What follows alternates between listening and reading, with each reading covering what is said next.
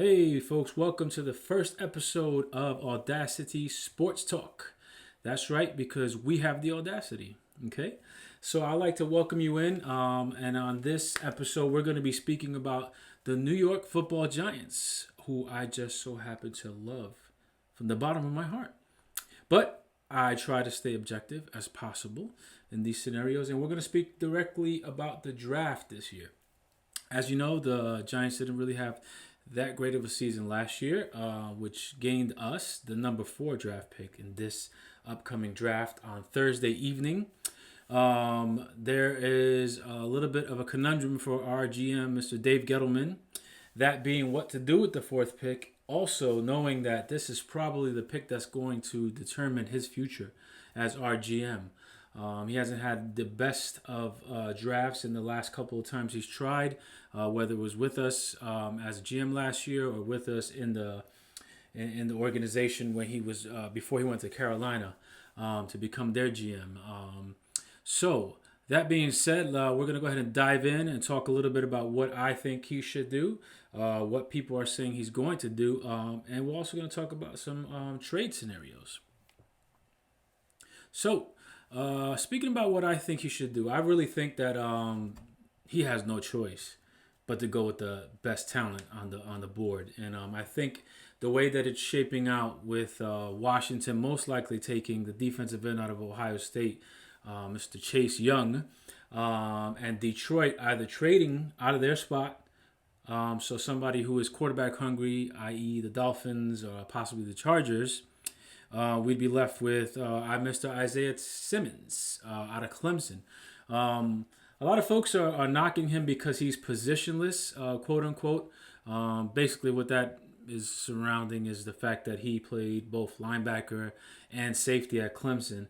As a matter of fact, there's something going around about him at the combine, and when he was asked what position he plays, he said defense. I don't know about you guys, but I like that. That's pretty encouraging to me because that's an amazing statement from that young man. He just plays defense. He's a football player.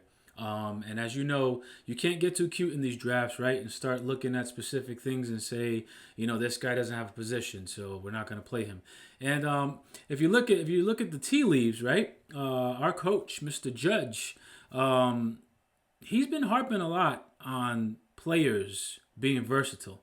Okay, he's been harping on guys doing more than one thing, guys being able to do more than one thing, and those are the kind of guys that are going to play. So to me, I don't see any reason why they don't go with Mr. Simmons at the number 4 pick.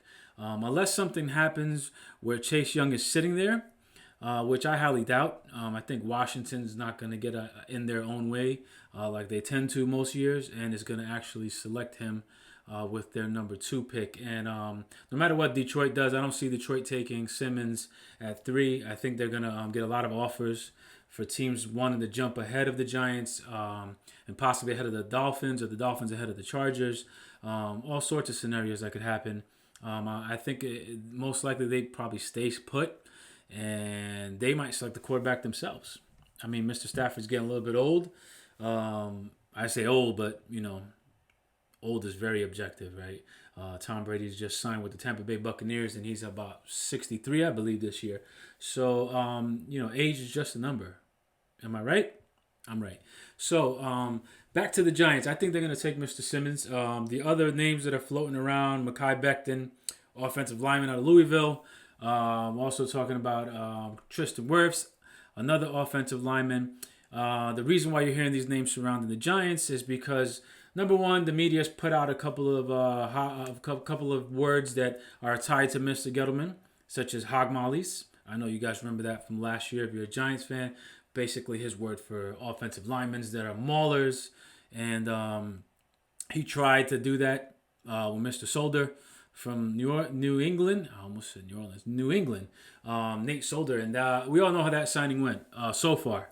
I believe he can turn it around still.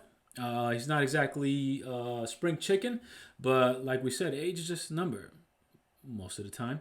And we'll see if he can turn it around. But no matter how you slice the cake, I believe that it's really tough for a young man to come out of college and jump right into the left tackle spot. It doesn't happen too many times, no matter if you're a stud or not. That's a hard position. That is a hard position. You're facing the best defensive end, most likely, every Sunday from the other squad. And, these guys nowadays, these defensive ends are just amazing. The skills that they have, the speed, the agility, the strength, all that. It's a really hard position to play. So it's really hard for a young man to come out of college and just jump right in and play left tackle.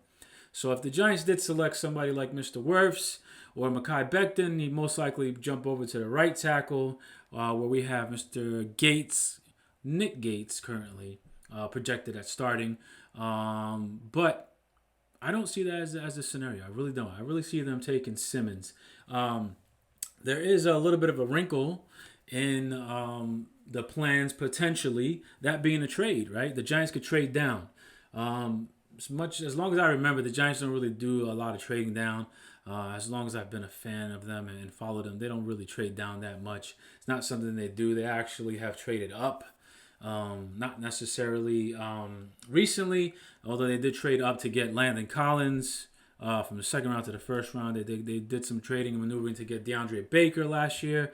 And the Giants usually are more aggressive in moving up as opposed to moving down. That could change this year, though. That could change this year. We've got the Dolphins right behind us at the number 5 pick, right? And you've got the Chargers right behind them at the number 6 pick. What's the common theme there? They both need quarterbacks. Phillip Rivers is gone, right? He's on to Indianapolis. You've got Miami starting the young man from Arizona a couple of years ago. I don't know. I don't know what Miami's going to do. You never know what Miami's going to do. Another franchise that makes you nervous, but also most likely, they're probably not going to make the best choice. I think that they will jump ahead and try to get a quarterback. And if they do that, the Giants can move back one spot so they won't be losing out on their guy because they know that Miami is going to be taking a quarterback. So they still get their guy, and they potentially get like a third-round pick, most likely, which they need in this draft. Because right now we have a first, a second, a third, a fourth, a fifth, 6, and a lot of 7s. Those are mostly from payback from some of the signings we had, people we lost a couple of years ago or last year. So I think that that's a potential trade. Like I mentioned, the Chargers. That's a little bit of a more happy scenario for us. I think it makes more sense for us to look at the Chargers because if you're moving down 2 spots, the Chargers would be jumping ahead of Miami if they don't already do that with Detroit, right? And we'd be able to leverage that into maybe a second-round pick. And as I mentioned before, the Giants like to use picks to move up. So if we have 2 second-round picks, I could see us moving back into the late first round to grab somebody that we want. Potentially one of the linemen slip. Potentially a center slips. Mr. Ruiz. Paging Mr. Ruiz. So I think the Giants would have a lot of favor if they made that type of trade. You move back 2 spots. You don't lose out on your guy. You can still take Isaiah Simmons. You can move into the first round and get you a tackle of the future or even get you a center. No offense to Mr. Pulley, who I think, honestly, could be our starting center. No problem. I don't see any issues with him being our center. He did okay last year when he had to come in and play. But when you have that option, you have 2 second-round picks, you can move back into the first round. That's just always a good thing to have more in your hand than less, right? So I think there's a lot that's going to probably happen in draft night, most likely. Going to see some trades, going to see some moving around. The wild card, I think, is Washington. What Washington does. There was some rumors about them potentially drafting a quarterback because they weren't happy with the young man they got last year at Ohio State, who, by the way, the Giants got absolutely slaughtered for not taking a certain Daniel Dimes. How you like me now? So the Washington is the wild card. If they change things up and go with the quarterback, right, then you're going to get some teams going to get nervous, right? and they're gonna need their quarterback, maybe Tua, sitting behind there, right? Or Mr. Herbert. It depends on who's there, right?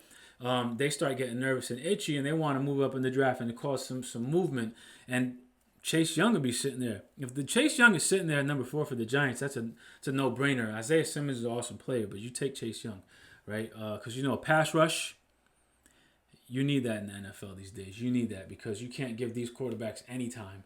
And that young man, for a moment there last year, we were headed down that street with being able to select him, but we won a game or two. We specifically won against Washington, and you can't tank as much as we want people to tank. I never rooted for anybody to tank as hard as I did in the Knicks a year ago, and we all know how that went. But you can't tank in reality, right? Guys are going to want to play. You got 57 guys on the roster. Somebody's going to want to play harder than the other. And it's hard. It's a hard thing to ask for a team to tank. So I didn't expect the Giants to tank. They just stunk last year. So, we got the 4 pick. Like I said, I think that's what's going to play out. It just depends on what teams do in front of us, which is why it's a hard spot for Dave to be in at number 4. It's going to be tough for him to make a choice. I think he just needs to have all his options on the table and just be ready. Just be ready for anything. By the way, I saw this picture online about Dave Gettleman having a bunch of paper in front of his desk and one laptop. And there was the GM for the Chargers who had about, 3 or 4 devices in front of him, had his TV on, and had maybe one sheet of paper on his desk, and people were kind of like making fun of Dave Gettleman. A friend of mine sent me a text and rubbed it in a little bit. You know who you are. I don't put much stock into that. Paper, laptop, clapping pigeons. I don't care how you get the job done, just get it done. And I'm pretty sure Dave is doing his due diligence and finding out what he needs to find out, whether it be through dial-up, fax, AOL, or if it's on high-speed internet. He's doing his job. So I really don't. It's a funny story, but I think it's silly to harp on Dave over that.